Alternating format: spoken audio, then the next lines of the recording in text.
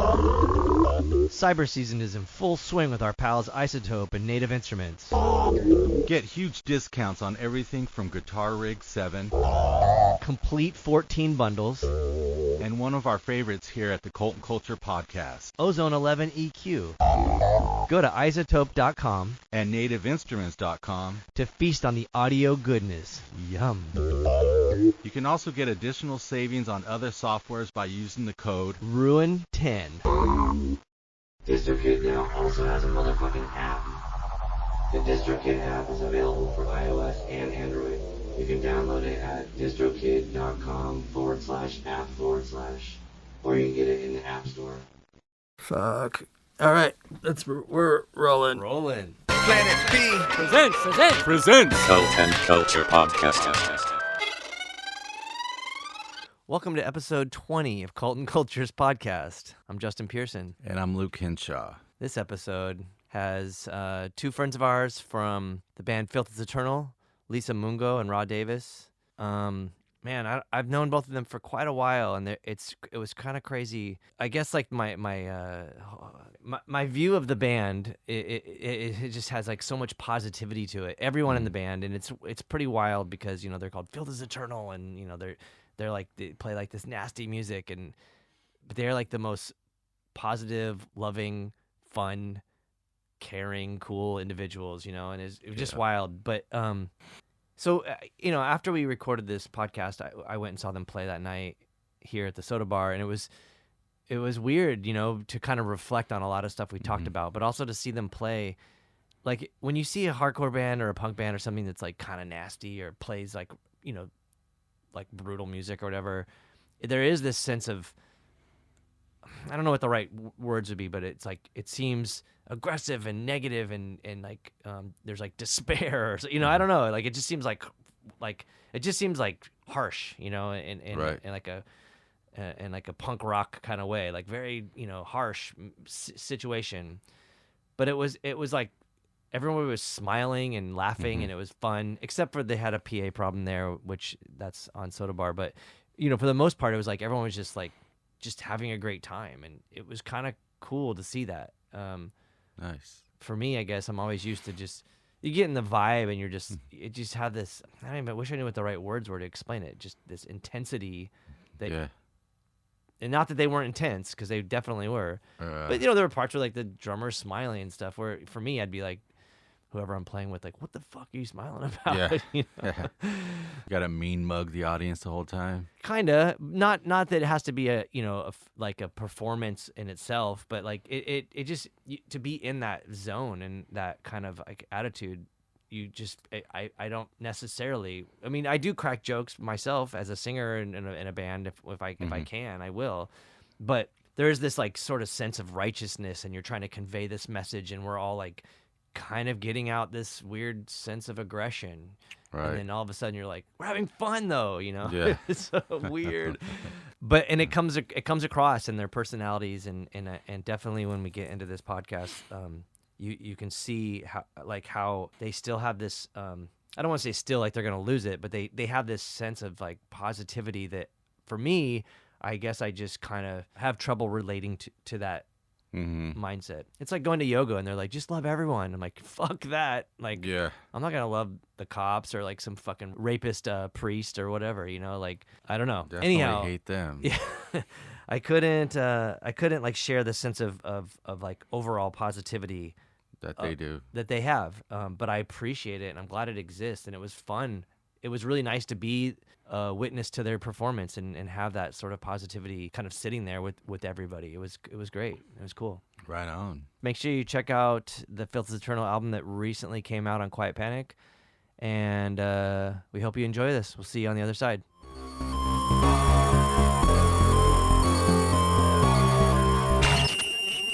Well, okay, so to start off, though, can you guys introduce yourselves? Sure. Yeah. I'm Lisa Mungo, and I do vocals in Filth is Eternal. Rob Davis, bass in Filth is Eternal. Cool. That's great. All right, what's a wrap? We're done. So yeah, I mean, when we talked a little bit, my idea was, I guess our idea kind of was like to start somewhere and have it be a little bit more unique, because you know how it is. Like you get interviews and they're always kind of like similar, you know, and especially so the starting point that I wanted to hit with you, both you guys, was like when someone says what are your influences, that you're expected to say like, oh, the birthday party and PIL, and then they're like, cool, and then that's the answer, you know. Totally. But I think that's an important question, and it's an interesting question most of the time, especially like with our one of our previous podcasts, we asked what their you know, like when we had the guys from Def Club on here, we're like, what's your influences? They're like Nirvana and Gwar, and I'm like, what in the fuck? You know, I wasn't impressed. You know, no offense to them, but I wasn't impressed. But I think the most important part of that question, or like going deeper into it, is like, why do you like those things? You know, and even with those guys, like, why did you like Gwar? That's a pretty weird thing. But like, you know, growing up, like, yeah, I was really into the Cramps and Septic Death and stuff like that. But like, why? You know, what was it that like put you on that path to whatever it is that we were into, and then what you have become, you know, like, and what you're doing, and like your involvement in creating art and stuff too. So like, I mean, I guess that's just it's a pretty vague and broad starting point, No, but it's fine. we should start somewhere. Like, what do you know, like it Like for Love Is a Lie, like what kind of like what was part of that inspiration? no, What was the I'm influence? just saying you, like, starting Oh, out just, as like a like, weirdo, period. you know, musician. Definitely a like, weirdo. Yeah, and I mean that in like a loving way, but Yeah, no, of like course. not anything like specific to like now. I mean, just saying like in general, like what defined you, like. You know, for me, it was like, I was like into skateboarding, and like it was the Thrasher skate rock comps that was like the sort of segue to getting into like gnarly music and stuff. And I don't know, like, you know, do you guys have that? Yeah. Do you guys We have that started thing? somewhere. Like when we were younger, like kids, like where did you start with music? Yeah. Pretty much the same lines of you, like growing up Southern California, being really interested in surfing and skating, listening to a ton of like X Game comps. Oh, yeah. And it's like, oh, here's like, you know, Ministry, here's Primus, here's like some weird whatever punk or noisy track, and that just like piqued my, you know, interest. And then from there it just snowballed into like punk music, local punk bands, local metal bands, and just, you know, diving deeper from there. And so at some point, I mean, because I knew you, but like I think you really were on my radar once you joined Cattle Decapitation. Right. So, what did you do stuff before that, or did you just? Oh yeah. I was in like I was saying before, like the first band I was in, it was a punk band, just very like influences ranging from, I want to say like Negative Approach to Poison Idea sort cool. of vibe, and then from there wanted to get into something a little more extreme. So tinkered with thrashy ideas because I got into Megadeth and got into like DRI Oh, cool. and bands of that caliber. And then from there, that led its way to heavier bands. Death metal was on the horizon. Got into Deicide, got into Morbid Angel. And And then you know, arrived. Yeah, exactly. And then, you know, somewhere in between, was also interested in hardcore music. There were like hardcore bands I was really into, like Vision of Disorder and Dead Guy. Oh, yeah. And that piqued my interest in like more noisy territory. Sure. With the heaviness as Yeah. well. Especially stuff like Dead Guy, you when you discover a band like that, then you can like go back to like Rorschach, and then that'll lead you to Born Against, and then you're Then on that leads you to Power Violence, like Crossed Out and Yeah. Spaz and, you know, Lack Yeah. of Interest. And it's like, okay, heavier, faster sounding bands, not quite death metal, but also, you know, coming from the punk origin. Oh, so you're like the blasphemous punk or blasphemous metal dude, because they only like it one way, and if you Yeah, pretty much. I was always kind of in between those worlds. yeah, Which I still am. I still am in between those worlds. and always a bassist. Started out playing guitar. Oh, cool. Yeah, I played guitar first. I remember the particular record where I was like, I want to play guitar. It was just strangely enough, Descendants record. Oh, I Don't Want to Grow Up. Oh, It's yeah. like, I want to play. Yeah. I want to learn how to play some songs off of this record. Yeah. And then that translated to playing bass. When friends of mine, most of my friends played guitar early on, so then I started playing more bass, and just kept doing the two until I like really found like a love for playing bass. oh, cool. That's great. Yeah. That's really cool. I mean, I didn't even know. I feel like we're gonna learn more about each other. Probably. I'm just like, for me, when I was really young, my grandmother was a concert pianist professionally, so I just remember being like pretty much a baby and like sitting on her lap, and she's like, but she could just play, like Rachmaninoff and Mozart, just anything, put it in front of her, and that was a really interesting way to start. But also my parents were musicians in a band together. It was country, kind of like country folk with like a little bit of prog, and What is that? Like what? That's like right, cool. totally. I don't even know. So it's, in some sense, there was like very much paying respect to like Patsy Cline, like old school, like storytelling folk, like country. And then on the other hand, my father loved prog music, so they would have these like. They would write these songs. They were all originals, but they would perform and they'd go out and tour and stuff. But there's always this little progginess, like kind of that would find its way inside the music. In my first concert was Jethro Tull. Wow. And That's a pretty rad first concert. it was, I can't even put into words what that felt like, And I think I've just been a prog girl at heart ever since. Nice. And my father. Wait, is Jethro Tull considered prog?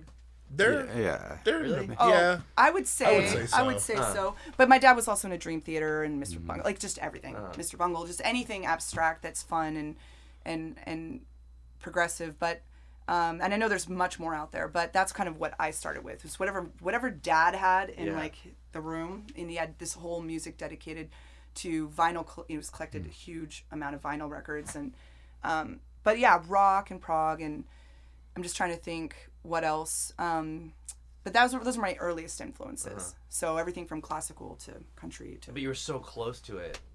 And then they were musicians, so yeah, they would have band practice inside the house. Oh, that's rad. And there were a few times when I was younger that they pulled us on stage. They taught us 2 and 3 part harmonies, and we'd get up and sing with them and stuff. I mean, it was almost like a mighty wind a little bit, but How old were you around then? I mean, I was probably singing 3, 4, Wow. 5, that's when they first started pulling us up, and we would do the family thing. It wasn't quite a mighty wind, but it was. When I saw that movie, I was like, oh shit, there are some similarities. Really funny.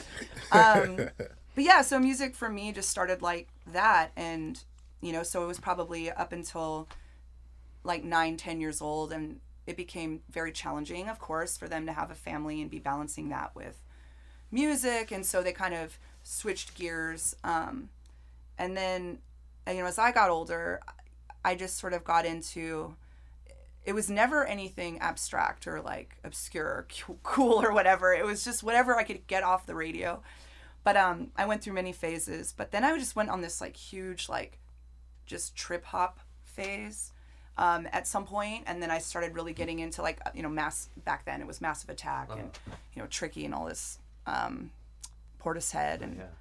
I could go on and on. My influence. The point of this is my influences are so all over the place. Yeah. It's hard to pin it down. Especially as a vocalist, and you're saying those, I'm like, what the fuck? But that's great. That's it's rad. So weird. Yeah. Like an ELO, I don't know. I could just go all over. I mean, kind of the same as we were saying before. Had a lot of those similar influences as you, but as far as hardcore punk, that's hardcore punk metal. I really gravitated towards it from skating, surfing, and just more abrasive music, and just trying to amp it up the tonalities of that sound over time. But also grew up listening to soul and country, because that's what was playing in the household growing up, and developing a sense of harmony and melody early on. But then also, and you had support from your parents. For the most part, yeah, because my dad played trumpet. My dad, before I passed, he passed when I was 5. He played trumpet, so I would hear him playing and remember being oh, okay, that's pretty cool. He's playing these interesting licks. I'm sure a lot of that translated to my musical language over time, but I was also still more interested in brash, esoteric sounds. That's just where I gravitated towards. I wonder if that's also too, like, I mean, I think maybe there's some kind of evolution of things, like, you know, maybe not, I don't know if this is right, but, you know, like, you think like the 80s kind of, late 70s, early 80s, like, brought in a lot of like pretty absurd forms of musical art, you know. Absolutely. And I wonder, like, I mean, I guess the world just was changing, and it was right for it, you know. And now maybe it plateaued. I don't know if it's gonna get the absurdity stuff. You're just like, whatever. Kinda Yeah, that's the whole phrase of everything's been done before, which is kind of true, but you can also like dive deep and find some of those like interesting sounds. Oh yeah. From different bands from all genres of music. Yeah. You just really have to search now. Whereas I felt like before, there was just an overabundance of music. Record companies taking chances on different types of music. Yeah. You don't really have that. You haven't had that in probably 25 years. Thanks to capitalism, everyone's trying to figure out what's going to be the next Exactly. dollar. I guess being inside of the music industry in different ways, being close to like, you know, I guess engineers that create, you know, these instruments, and I keep thinking that innovation is gonna be the catalyst for the next thing. Like, you know, like when they, you know, like the TB-303, when it came out, it created a whole genre of music. Someone tapped into that and they almost repurposed it. I kind of feel like, I don't know, I sense like we're on the verge of that happening again.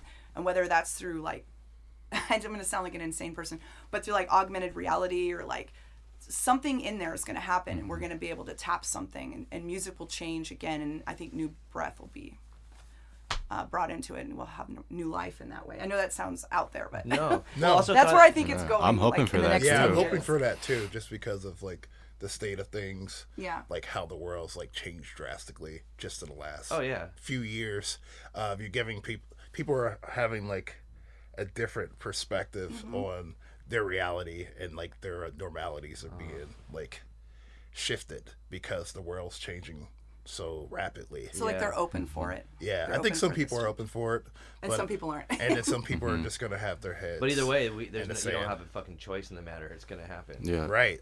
But I think that is kind of wild, because I'll trip out like on stuff that Luke's creating. Like he'll do stuff with like a whole string section, and there was not a single actual string in the studio, you know. And I'm like, oh, that's great that is an option now. Where like, you know, 10 years ago it probably wasn't an option, you know. And now it's like more people can create things. So there's more people that are maybe going to provide that push to like some kind of newer level of technicality or ability to do something or whatever.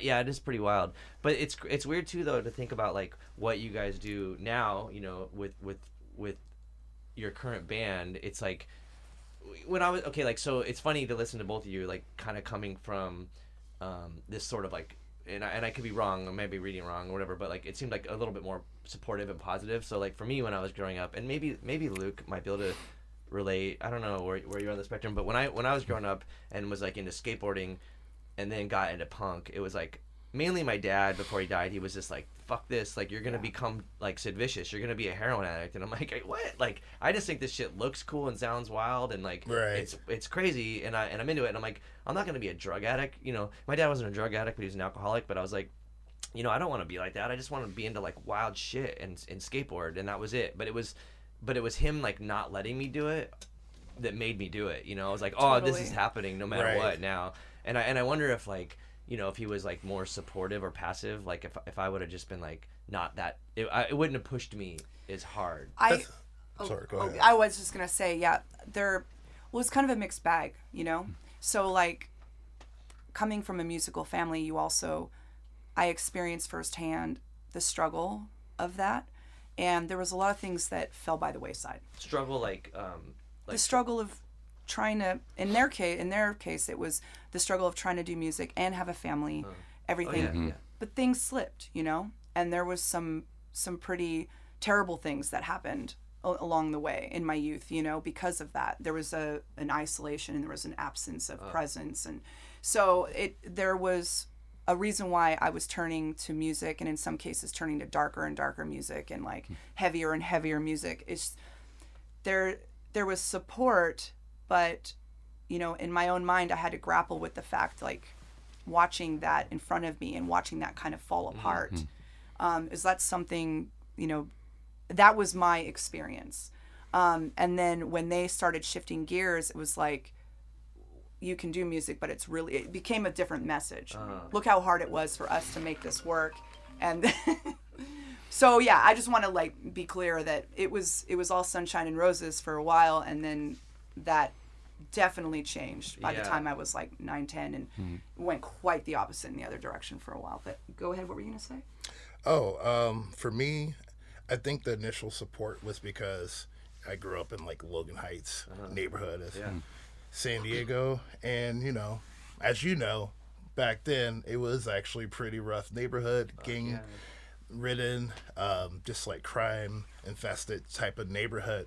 So instead of going in that direction, which could have easily happened, just by hanging out at the park, my mom was totally okay with me gravitating towards music, even the music that she didn't understand. Totally. She was just like, hey, this is something that's a positive outlet for you, regardless of how angry, cantankerous, whatever it is, as long as you're not out here in these streets,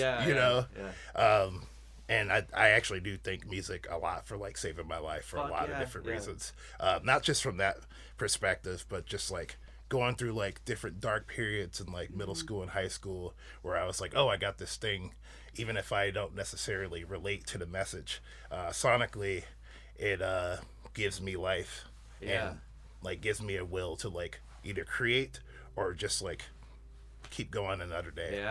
That's funny, because I always thought that too.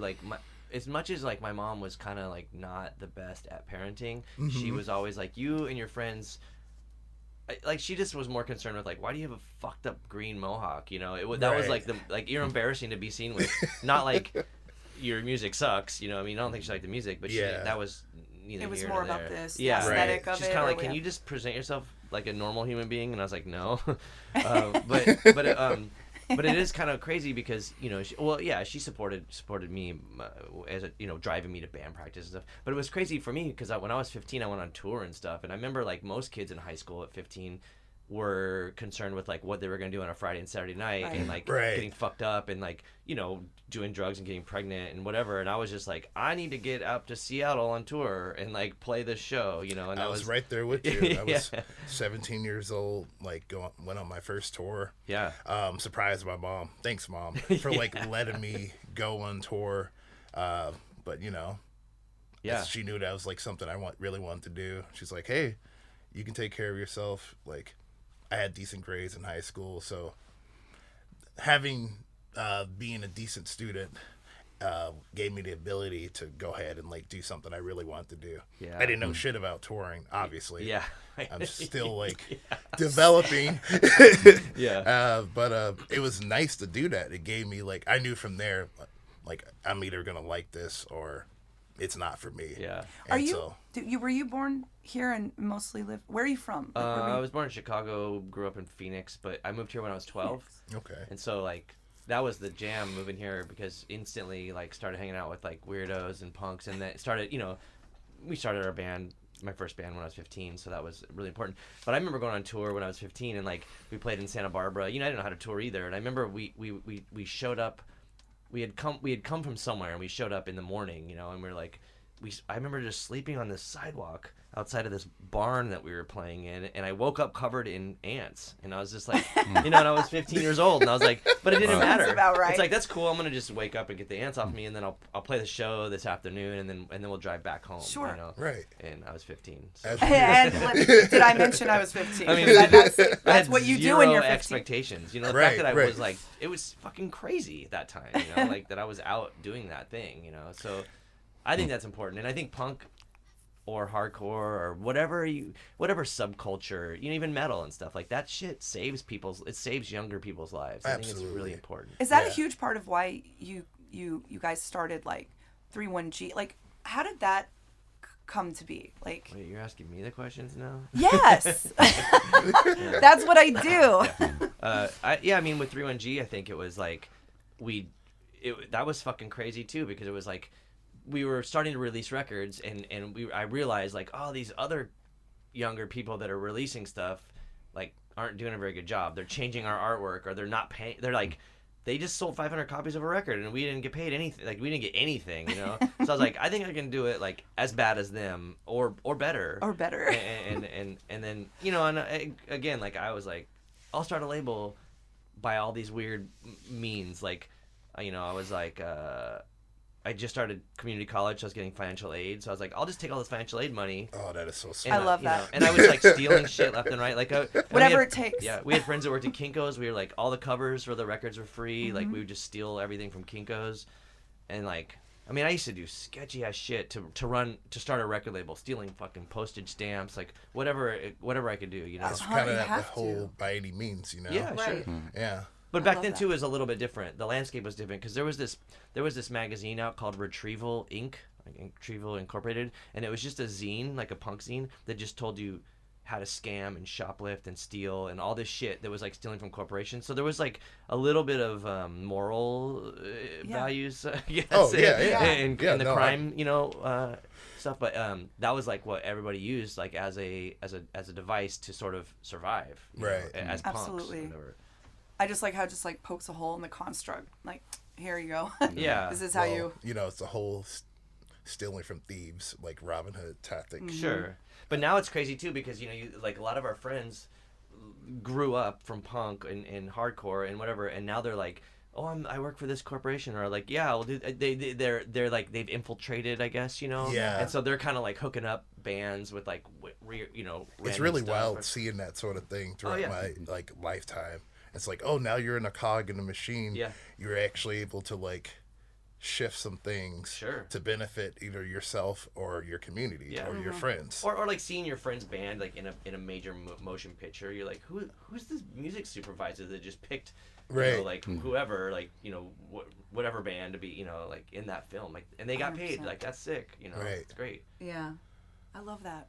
It only took like what 30 years or something. It takes a while. Yeah, that's things true. don't happen overnight. That's really true. Yeah, we had a similar experience when we were in my old band Ox. He was Oxiscord, but at one point Brian was like, "I'm just starting this thing, Void Assault Records." He just so he did that for a while and was trying to help, basically just help friends, you know, in Pacific Northwest. Yeah. But again, it is a lot of work. It almost you have to put a lot of time and energy and effort into it to keep it going and to sustain it. But he did have a few releases that he was able to help people with, and it just feels really good to be able to do that. So that's okay. Since you brought up Jesus Ox's Gourd, that was crazy because that was my introduction to you, and it was so okay. So Retox did the tour with you guys, right? And I instantly was tripping out on you guys. I mean, musically, it was great and everything was rad, and your performance was awesome. But you guys were also positive, and I was like, "What the fuck are they so positive?" We're so fucking dead inside. Like we had to be positive to the outside world because otherwise, like, you know what I mean? Like, it was. I just remember during that period of time, I was going through so much mental health shit, and then also that's when I was transitioning to be sober.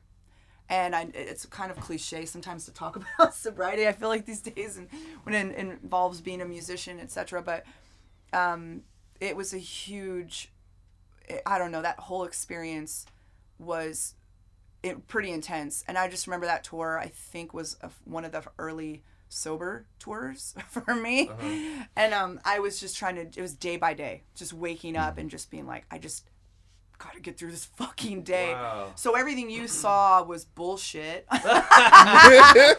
Is what I'm trying to fucking Fake it say. till you make it.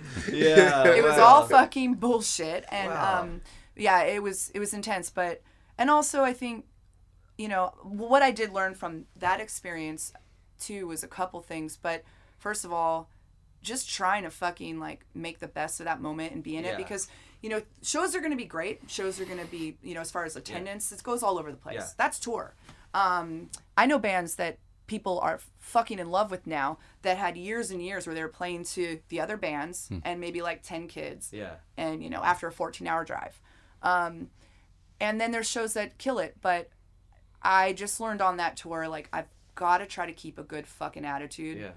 Because otherwise this isn't going to work. Yeah. It's just not going to fucking work. Well, I guess, like, for me, because I agree, and I thought, it was a trip to like see your positivity, even though you're saying it wasn't quite sincere. I was pretty much lying to you the entire time about how I felt. I mean, every day I was like, how in the fuck is she so positive? This sucks. Because I remember the agent kind of like shit the bed with that, and I was like, there's a few shows where I'm like, this shouldn't even happen, but we're here and we got to do it, you know. But I remember like to get through it, making the best of it. But you also like really, your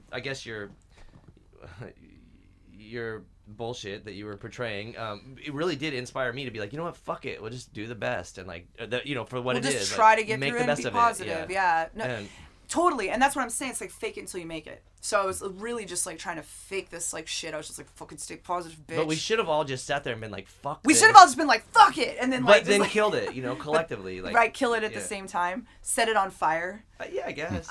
We could have done that. I do think though that from that I did take that, and moving forward, I do apply that. You know, there's, like I said, there's going to be a night where I don't give a shit if there's 10 people or there's 1,000, right? I don't give a fuck. We've all done all of those different variations.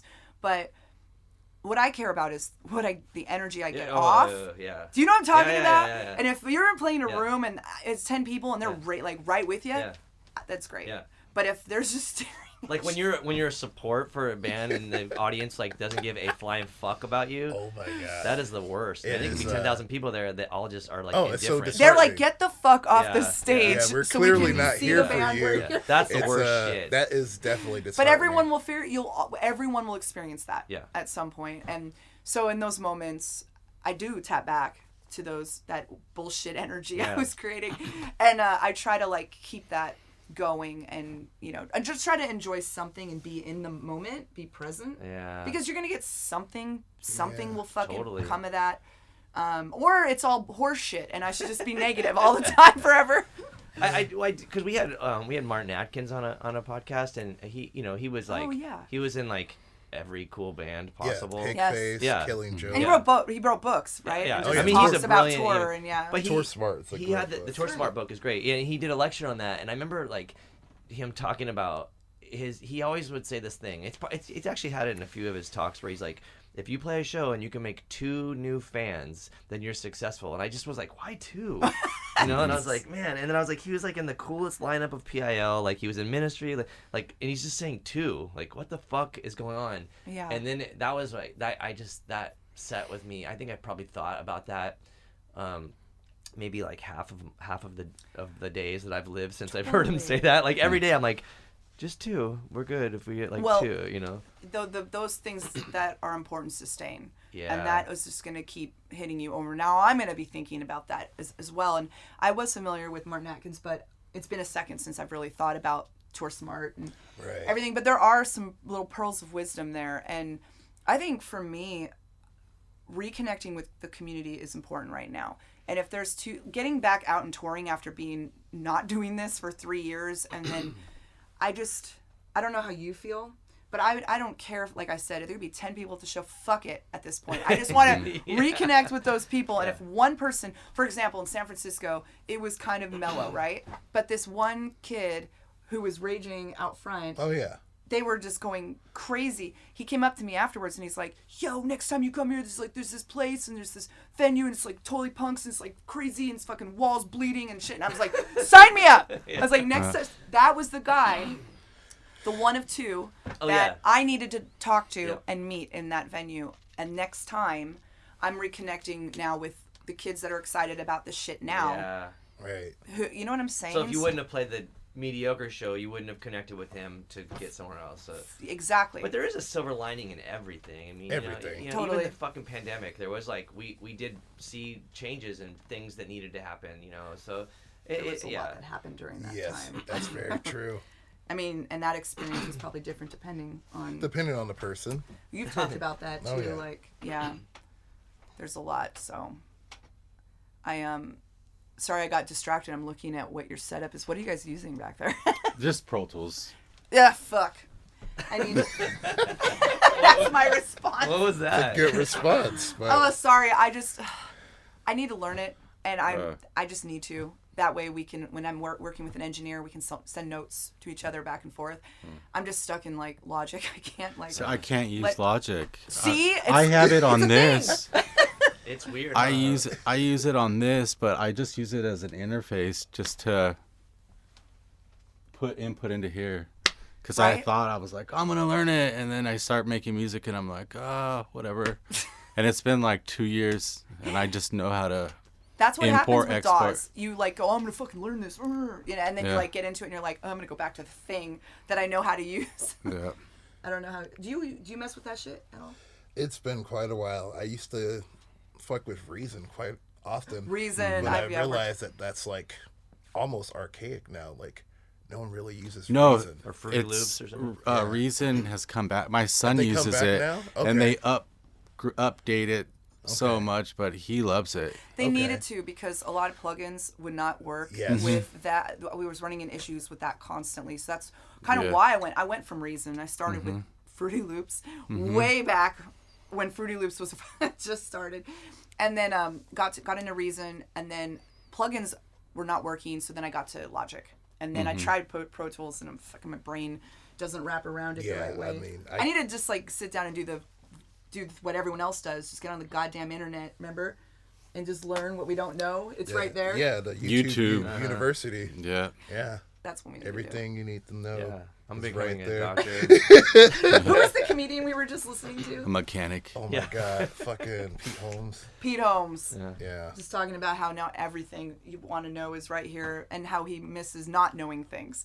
Because like if you don't know it back in the day, you wouldn't just pick up your fucking phone. Yeah. You would just like, do you know the answer to this question to like a human person? Oh, yeah. And then he goes, the next thing you know, you're asking somebody, and then she becomes your wife. Like it's just amazing. Yeah. It's like, a pretty good Yeah. bit.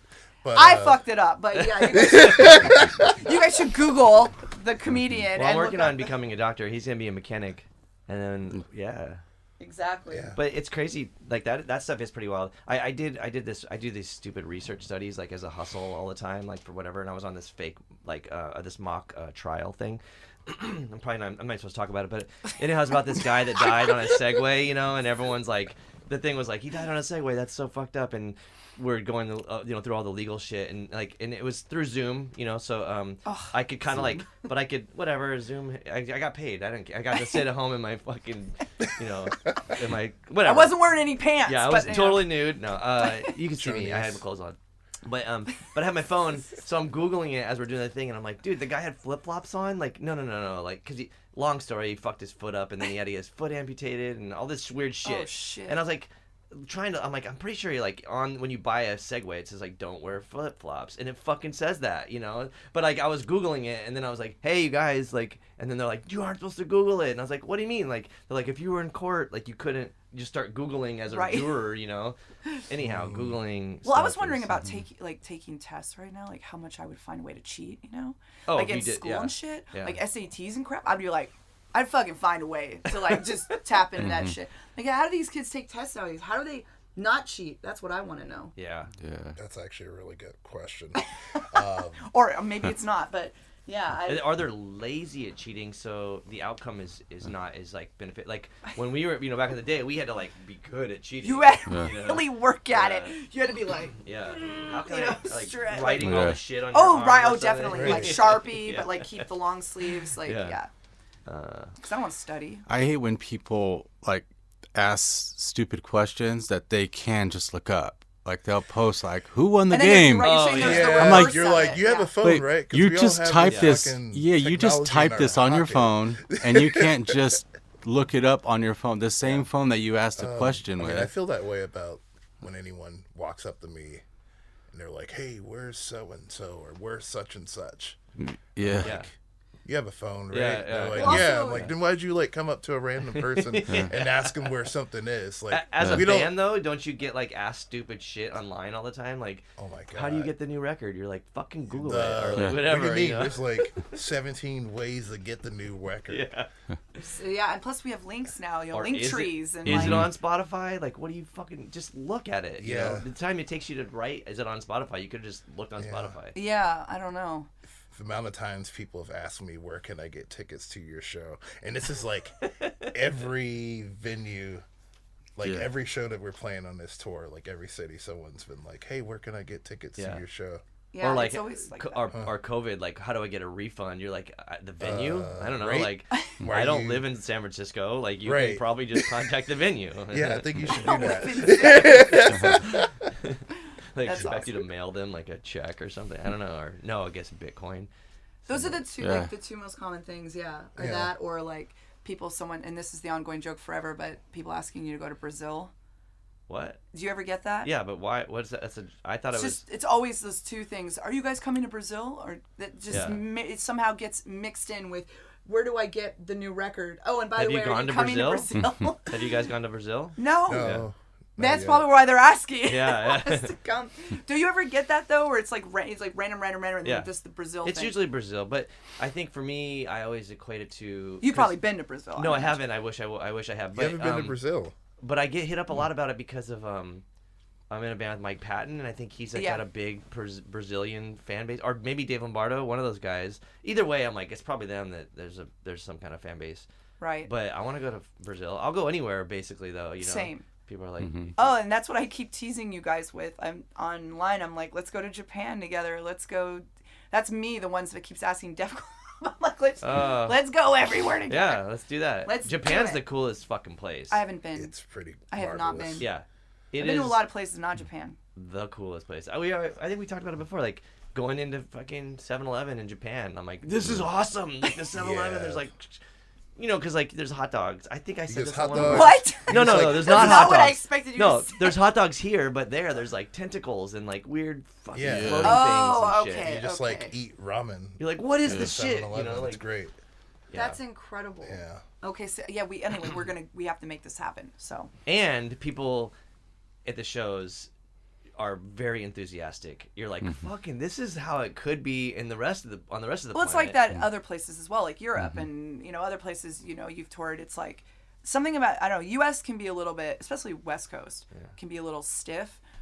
Midwest is chill and fun, and everyone's having a good time. East Coast can be pretty wild, but it just depends where you go, right? Depends on where you go. Depends on your Depends on music. all kinds of things. All types of Yeah. factors. So many- It so can be many like, factors. oh, you played this particular venue in the East Coast, then you're definitely gonna get like the statues, just people just like not moving. Yeah. Yeah. Well, we played that show, Retox in Ox played in Austin, and we're like, Austin! And the show fucking sucked super bad. And everyone's like, you do not play this venue ever. And we're like, I don't know. Like, and they're like, no, like, do you remember that? Like, it was Wait, oh my gosh, Terrible. it's coming back to me. like the worst. Wasn't the venue on like the main? Yeah, yeah. State, But and everyone everyone's was- like, you do not That's play here. right. Nobody will go here. And we're like, oh, this is really Like it was a crazy. relevant venue maybe 5 or 6 years before. Yeah, I but, guess. But that year it was just For like, whatever the reason was. But I wonder, remember like, that now. Why? Yeah.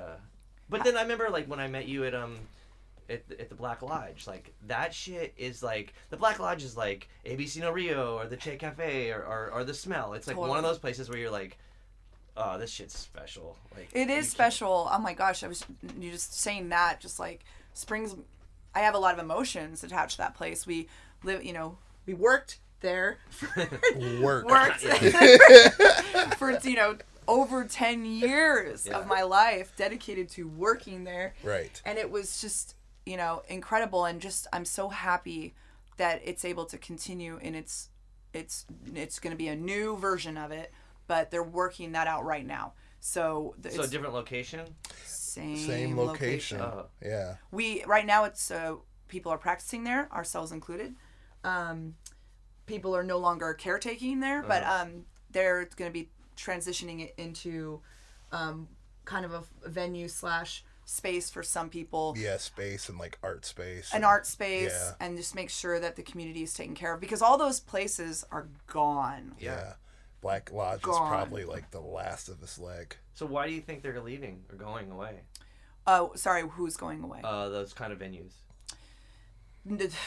I think that they survived for a second, but for even us, we were there for surviving off the community was like, you can only ask the community so many times. You know what I mean? It's been 3 years, right? Right. Like almost 2.5. I don't even know, but it's just been a long time, and it's really hard to sustain something. It took something else to kind of come in and help breathe life. But these other places, maybe not so lucky. You can only go as long as you can go until the well runs dry. Yeah. And then you have to. But I will say that again, silver lining, the ones that were inner city that are no longer able to sustain are popping up now on the outskirts. Yeah. A lot of people are moving to just different districts and like different like South Seattle. Exactly, outskirts of Seattle. Mm-hmm. There was some documentary on I don't know exactly what it was, maybe like Southern California venues, and they were talking about, it was the owner of a bar. I don't want to say the name because it might not be the right one, but basically they were closing down, and in the documentary because of the pandemic. So in the documentary they were saying like, how do you feel about losing your business? And he's like, it sucks, but he's like, I don't really care, because what'll happen is it's gonna make me and everybody go back to doing like house shows, and we're gonna and it'll start back from square one, and we'll create something new and better, and we have the knowledge of what we did before. And it was a really interesting kind of perspective to kind of look at things, because now it's like, it does feel different playing a show where like before the pandemic it seemed to like people were kind of just like not that impressed or not not that appreciative or whatever, and now it's like, fuck, I thought we weren't gonna have this again, and then it's back to like rad and gnarly and fucking crazy shit, and that's maybe back to the silver lining thing I was talking about earlier. It's a kind of beautiful, and I think it does that change. Also forces new look. For in this example, you have people who caretake for 10 years. It's really easy to start to lose perspective. It's nice to get new, fresh blood in there with fresh eyes, and then they're going to be able to start to like create. It's just something new, and it's also good. It's just good to pass the baton as well, and let like the next crew. What do you think? Like the the Black Lodge is an interesting place. Like, because I feel like either I totally lucked out every time I played there with whatever band, but like I feel like whatever happened there was just awesome. Like it didn't really matter who the fuck was playing. It was just gonna be awesome. I think it's just the energy of the space. I think the fact that it's not like a bar. I think the fact that it was just, it's a destination place to people who come there are there for music. Yeah. They're not coming for a scene. They're not coming for drugs and out. It's like they're coming there because they really want to be in that moment in space and time. Yeah. They prefer that space over like your typical venue, and it's something, like you said, it's almost impossible to put to words. It's just something you feel. But like you said, there are like venues that we all experience around this country and outside of this country. They're precious, and we should do everything we can to make sure that they survive in some way, even if they physically move to another location. Just the essence of that should always be. We should always support it. Well, yeah, like do you know Quintron and Miss Pussycat? Do you guys know who they are? No. Organ player. Oh, no. I thought maybe you guys might have. They have he's an organ player, and they do a puppet show together, and they're awesome. A puppet show, yeah. But they're from New Orleans, and they have this place called the Spellcaster Lounge, which is part of the house, it's a venue. But one of my bands played it at Spellcaster Lounge, and it was the wildest show. I felt like I was in a fucking circus, and not a single person there was there to see our band, and like they just didn't, not that they didn't care about our band, they were just like, we're just here and we're gonna enjoy what's happening regardless of whatever it was. And I was like, fuck, I mean, that's some rad shit, because then you can't have an ego. Like, they don't give a fuck. They're not gonna buy your record. They just want to go nuts. They just want to perform and create that be energy in the moment. And like that was. Those are my favorite shows. My favorite shows are not ever. They're never the ones that are like, I fucking hate. I don't know how you guys feel, but I'm like, 1,000 people. I don't care. Yeah. What I care about is like that nasty basement show in the middle of like Minnesota, and like the kids are just like, ah! And then it's like you could touch people, and someone's spitting on you accidentally. I don't know. Maybe I'm spitting on them, but it's just that exchange. That's the shit you remember. Those are the shows I remember. But I see these photos of you, and I'm like, COVID, watch out. I know, and so I know. I'm trying to. Even last night, I played a show, and I was like, fuck, I just spit. I shouldn't have spit. Like, dude, it's so hard to trust me. I've done one really. Yes, I'm not gonna go there, but yes, it's really hard when you're. You gotta go there. You've done really one. When you're a hands-on, like you are this way. You're one of the people that You're one of my people I've always like looked at and I've drawn inspiration from. There's a few, and you're one of them. But it's the ability to go out. I never understood. You could just go out. You're not on stage. You don't have to stay on stage. You can go and touch people. And you used to do this thing where you put a chair in the middle of the room. I don't know if did I imagine that, but like I think I recall it, and you would come out and you'd get up on the it's like you created your own space. You created your own construct of reality. And I loved and appreciated that so much because it opened me up. So the counter of that is now that I'm all up on that shit, now I'm like, how the fuck do I do this without like getting close to people now and like grabbing them and touching them? And so I don't know, it's hard. I definitely can't do it with a fucking mask on. I cannot get. Do you scream through a mask? No. Oh yeah, it's impossible. I can't breathe.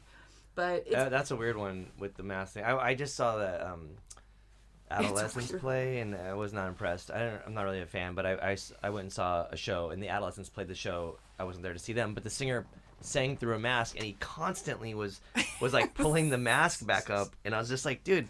And it was like there was a barricade. It was a big fucking venue. I'm like, just take the mask off, dude, and just.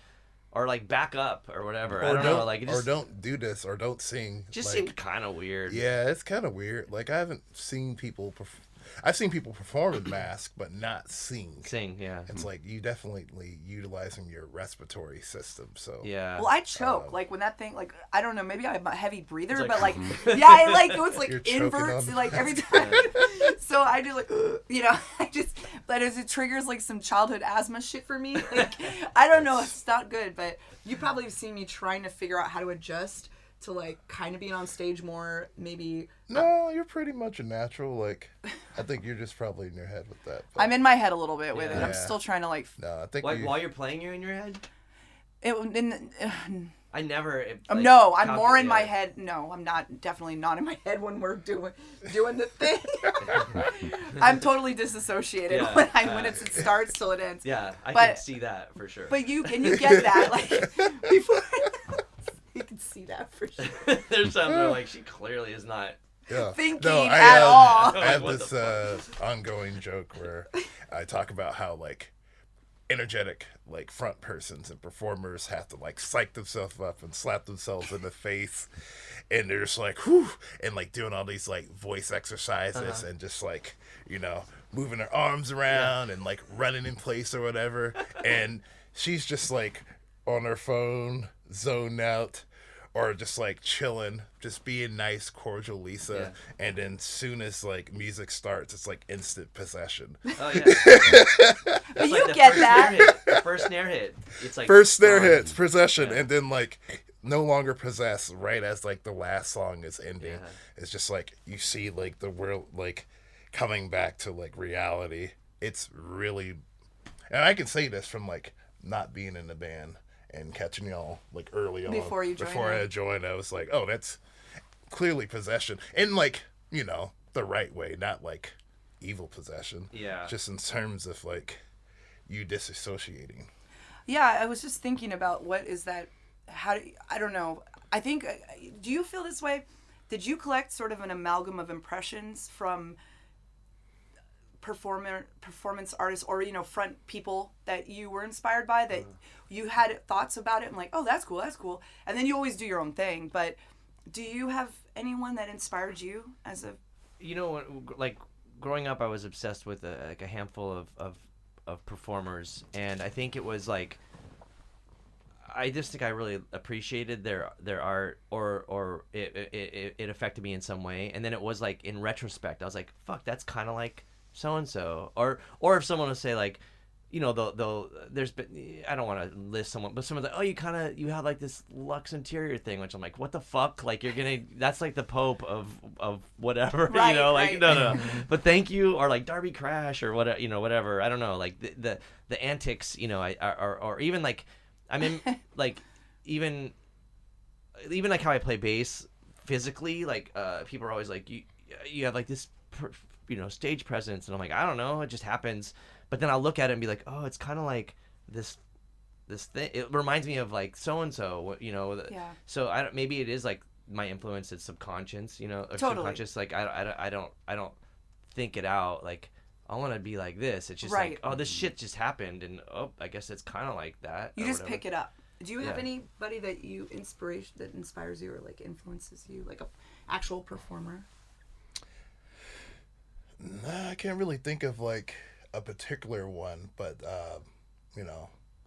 yeah, But there's difference, like, there's your technical, like, this is how I play bass. Right. 'Cause Or, I like, think, this is my performance, and Right. my vibe is different. and I also think it depends on the band, because Yeah. I've been in punk bands, I've been in country bands, I've been in like metal bands. Right now I'm in a heavy like hardcore punkish band with noisy elements, and so like, yeah, I think it just really depends.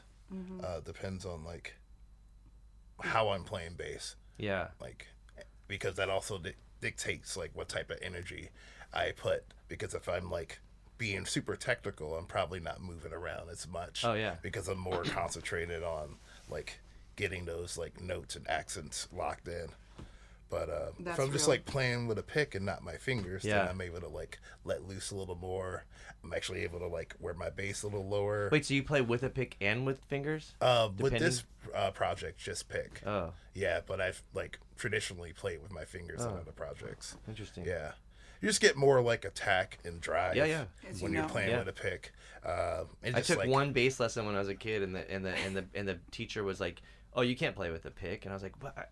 Sid Vicious plays with a pick?" I don't know, or like, what? No, I don't think it was Sid Vicious. I was really into No Means No. That's like one of my favorite bassists. Yes, same. Yeah, Love that and I don't band. actually know if he even plays with a pick. I'm pretty sure he does, but regardless, does. yeah, okay. But Yeah. I was just like, picks, like that. I want to play with a pick, and so I never went back to the lesson, and I never learned shit. I just fucking started a band, and that was it, But Okay. that is crazy though, like to think about the because that this whole like the topic of your the way you perform is very interesting, because the Locust did a tour with Dillinger Escape Plan, who is probably the most fucking insane band live. Right. And I remember going on tour with them and thinking like, there's no possible way we could, like it's not like a competition when you're on tour with the band, but you're just I know like, what you mean. they're going crazy and we're gonna go fucking crazy and everybody's just gonna be crazy. They were just doing shit that was like beyond, and we're like, well, we can't do that because we have pedal boards, and we can't like jump off of our amp because we have to all sing and play pedal boards.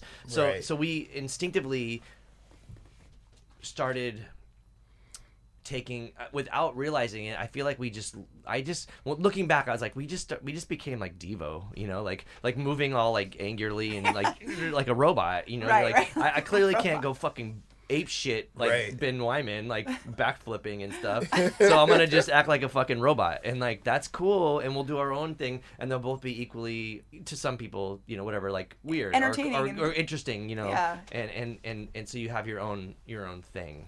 I think that's Yeah. important. I think it is too, and I think it's cool that everyone you tour with, you're gonna pick up something new. Yeah. You're gonna see something. You're gonna see a way they're doing something. But definitely, every person I've shared the road with, I've probably been inspired by something they've done. But as Someone. much as I love Lux Interior, I I'm not gonna wear fucking high heels and stick the microphone down my pants, but Right. but I'll take it.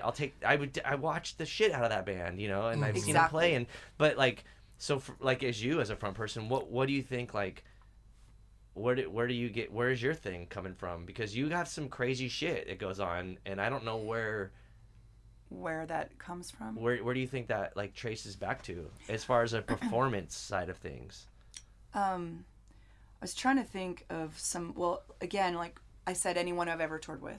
So the thing with you and the chair, like, always stuck out in my head. I just, because before that, I just didn't think about using things as props inside the venue. But you could do whatever you want. But you can do, and I didn't. You gave me that first like, oh, you can build a set. I can build my own stage. I can. So now it's because of that, proximity to you. Like, when I go to a venue, I look around. Oh yeah. And now I Yeah. assess Yeah. everything, and I'm like, I could stand on that. I can do that. Remember that even in San Francisco, Right. I said, Brian, can you just push your pedal board back just a little bit so that I can get to that, whatever area. It's just like Yeah. you start to see where else can I go in this space, or what props can I use to create. That was the big thing with you, is like I can actually create my own Yeah. stage with a chair. I would just go never in thought other of rooms that. and shit. Like, I remember we played this really crappy show somewhere, and there was another show happening next door at the same time. I'm like, fuck this. And I had a that's really long mic, and I went into the other room, and and it was crazy because like the other band stopped, and then I just come in there fucking screaming shit. I love that. And Was the other but thing. it got everyone from. It got all these like. Oh my God. it got You all just those people to you come over. just seriously made me remember that I've took that from you. I do that. I would leave the venue. Remember when You ever done it in the bathroom? That's a good one. I think I have opened the bathroom door, but You've opened the bathroom door. and then there was people's, this like, one time walked I in and opened the out. front door of the venue. Oh, this is screamed great. outside, and then told these I waved to these people to come in, Yeah. and then I made out with someone's grandma. This is Wow. factual. In front of, and this actually happened. Yeah. Like they all came in, and then the grandma was starting to just rage, and then I just grabbed her and I made out with her. Yeah. That's like, what is that? That's not even like Gigi Allen style. That's I don't. That's something else. There's some other fetish Yeah, that going was on. I don't know. in Port Angeles. That was an Port Angeles. amazing show. But that I just realized, you until you see something happen, you may not realize it's possible or something. And so and to your point, you don't do it consciously.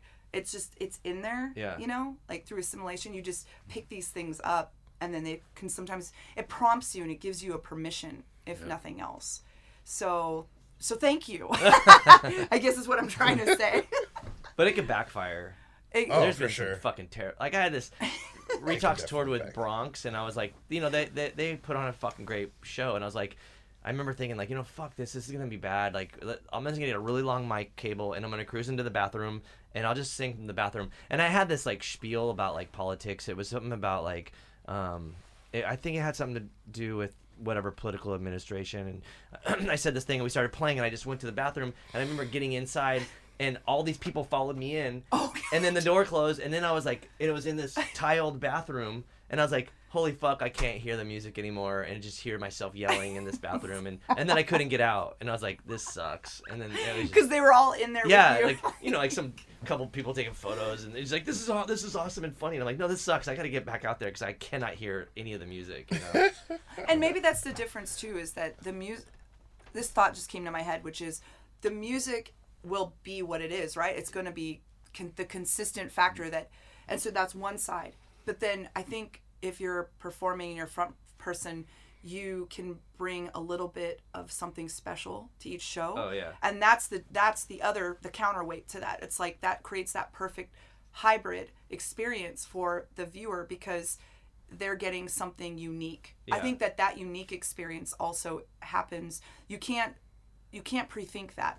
That has to just be happening in that moment. And that is probably the thing I love most is if I'm as a viewer and maybe even a person from the other side of that coin, the performer, is that we created that unique experience for them that night and only they got to experience it. But what if you compromise? Because sometimes you end up compromising the sound for a performance. So you gotta Elaborate.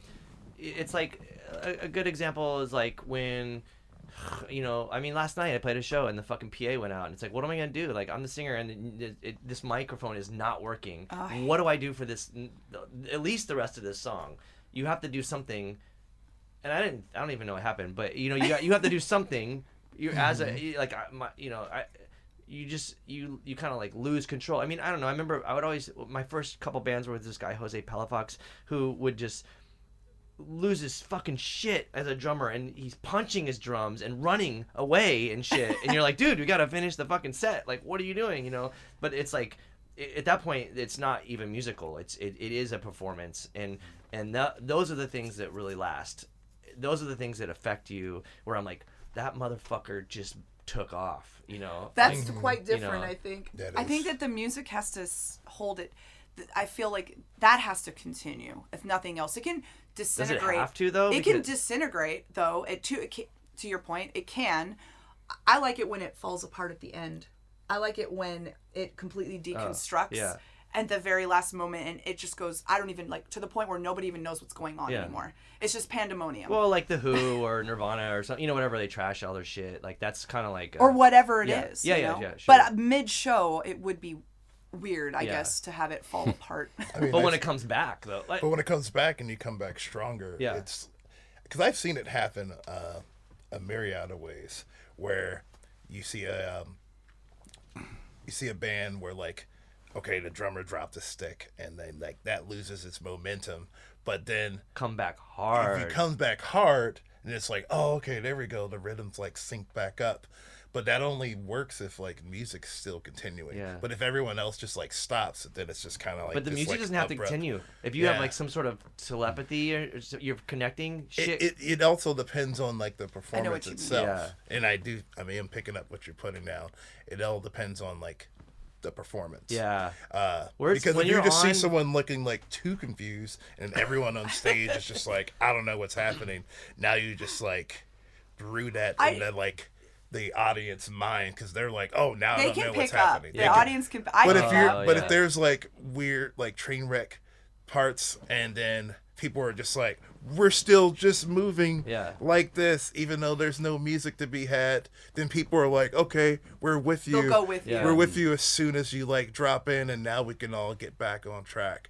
But maybe you have to be like hyper aware of the other players. I think you were able talking to about like connect. psychic energy almost. Like Yeah. you guys are really tapped into each other, and I think I'm hoping everyone gets to experience that, because we've all been there in that moment where we are experiencing that synchronicity. Yeah. And you're just going with it, and you even look kind of side eye each other, and we're like, are we doing this? Like, Yeah.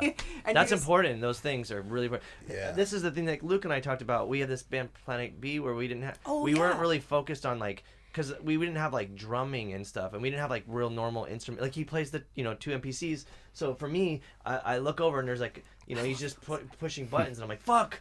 Like I need a physical thing. I need you to fucking I need it. So we have 2 drummers now that are pretty they give off the energy, and that way you have like the cues. You're like, okay, here we go. Like, because there are times where in a live performance setting you need to kind of all connect to something physical. 100%. I remember being on tour with another band, and there was just this moment where the the PA, I think it was we were in Paris, and the PA was way too loud. Like I'm sure we've all been there, but all you can hear is yourself. So you like cannot even connect to anything else, and it was just it was like fucked up. And so I was just like trying to wave like someone to come help me, like but then I was like, this is fucked. And then when they saw me go, this is fucked, they just turned it up even louder. Whoa. And so then I was like, stop. And I'm like, I need to stop motioning. And so finally I had to like kick it away, and then I had to stare at the drummer, and I was just following what I could see and not what I could hear, because it was just, I don't know if that had anything to do with what we were just talking about, but Well, yeah, the visual cues are really important. I just had, just like, Yeah. just had to connect. But then you like get pissed, and you're just way more passionate. I was so mad. But you probably played like so badass. You're just like fucking, like that's when this shit gets intense. Yeah. I do think that I was just thinking about intensity, but I was also thinking about sometimes, I don't know if you've ever experienced this, but getting so feral that you're losing control of, and we've talked about this a lot, somewhere finding a balance between, because I could sometimes throw my vocals out if I'm not super cognizant of like where I am with that. So you almost have to tap in for that control, because I don't use any effects to push the vocal. It's all just raw, usually going through the PA. But I don't know. Have you ever had your voice go out, or like had any issues with being too feral and not controlling enough when you're doing your screams and stuff? I'm just curious from one person who screams to another. Yeah, well, my main problem is that I have chronic bronchitis. So when there's like shit on my throat and like sinus drainage and stuff, like it just fucks everything up. Yeah. But luckily we're in bands that kind of don't necessarily rely on like pitch and tone. It's just more about like, I guess, the aggression or something, or the projection of the intensity. There's times where I'm like, that sounds like garbage, or I fucking can't even speak right now. Even right now when I'm talking, I can feel it from last night, and you could feel it a little bit. But I also have been taking these steroids because I have sinus infection, and that sucks too. So I mean, those times I'll come here to try to record with Luke, and I'm like, dude, I can't. My allergies are terrible. I can't. I have all this post-nasal drippage. But other than that, like throwing it out, I mean, I think for whatever reason, it doesn't get thrown out from like projecting too much. Right. Yeah, I think that I've had to like definitely adapt to a few things, like going to the bathroom before the show and like just trying to like get shit like in gear, like warm up. But more, it's about control during the like I've noticed that for all the disassociation I do have to kind of like get in there every once in a while and get a little bit of control, because I have a tendency to just go and not pay attention enough as much as I should. But also being used to playing like shitty venues with bad PAs and no monitors, and then you don't know what level you're projecting. Right. That is a problem. You push so hard because you're just trying to hear. Yeah. But then I always have these sound engineers like, get in-ears. I'm like, dude, it's just weird, and I don't know. Do people tell you to get in-ears as a screamer? All the time. my fear is that I'll lose them. No one's ever. People always tell me, you should get them. But you've heard it, and it sounds so weird, right? That, and also I'm afraid I'll just lose them. I don't know. Because they're probably really expensive. Yeah. Yeah, I feel that. I don't know. There's so many levels of stuff to a performance, and I don't know. Maybe you compromise and find out what is. Yeah. It's like there's 100% of something. So there's the visual or the experience and the audio, and like where do we go? Is it 60-40? I think that's where I was going with that. It's like trying to find that balance, and make sure that the output is good, but also don't lose it. I don't want to lose the intensity. So. Yeah. I mean, I want to go see a band and be like, they sounded awesome. I really love that. But I also know I can go listen to them and sound awesome on their record. Right. And I want to see a performance, and I want there to be this crazy energy coming from something that I can't get from putting a record on, Yeah. Those are really important. I appreciate And you that. guys fucking deliver. I mean, the live show is definitely something that you can't experience any other way. Yeah, I would hope so, and I would hope that we just keep. I'm always interested in what's the next thing too. Like just thinking about evolving in different ways, or playing around, or experimenting. Yeah, like, what's the next trajectory towards like the show itself? Yeah. Yeah, not necessarily like antics, but just like what kind of performance we're gonna deliver for like whatever music we end up creating next. I always think about world building and mood setting, and I think we were just at a cattle show, and they had, it was all red lights, and there was a little bit of fog, and then they had the banners, and they were kind of like just like glow in the dark red blood shit, and I don't know, just something. They set the scene, right? Yeah.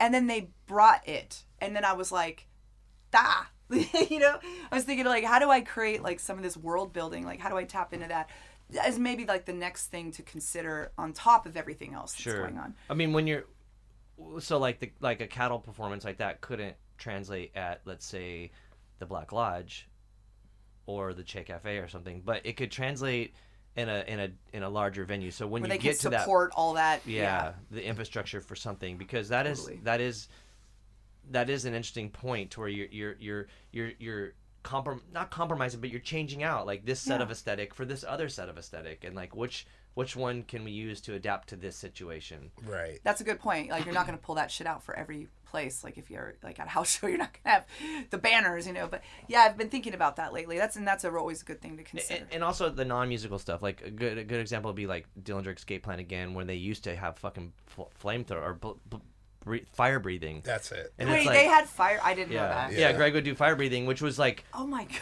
you're just like, that's fucking totally wild. But like in a venue now, you probably shouldn't do that, Right. I was just gonna say like. Yeah. But, and not to keep talking about them, but like there's that footage of them playing in like a Virgin Megastore. I don't know if you guys seen it, where like, yes, I mean, it is like, yeah, that's, if you want to fucking get inspiration, like whoever's listening to this podcast should just Google that. It fucking blew my mind when I watched that set, like inside of this mall. The song starts and Greg is like, clearly he's like at the escalator fucking way across the mall on top of people's heads. It's a pretty phenomenal performance. It is like, I've never seen. I'm gonna have to watch it. When you watch it, you're gonna be like, oh fuck, watch that. Like it'll translate somewhere in your performance, and you'll be doing some crazy shit hanging from something, or I don't know what you'll be doing. But... I did appreciate being at their last show in New York, and I seen them hang. I mean, they went, of course, all out, and it was a couple days at least. I think it was 2 days, but yeah, getting inspiration from people who I'm still like see the visual of them hanging from this from up and people like just reaching to like hold on, but they fucking bring it like nobody else. But how do they do that? How do they do all that with like also a guitar? I don't know. With the technical proficiency. Just doing it all the time forever. That's part of it. Yeah. Yeah. It's really cool. You almost said it's really cute. I did. I always thought, fuck me. I think Can be. yeah. Ben would definitely embrace it being cute. It's so cute. Yeah.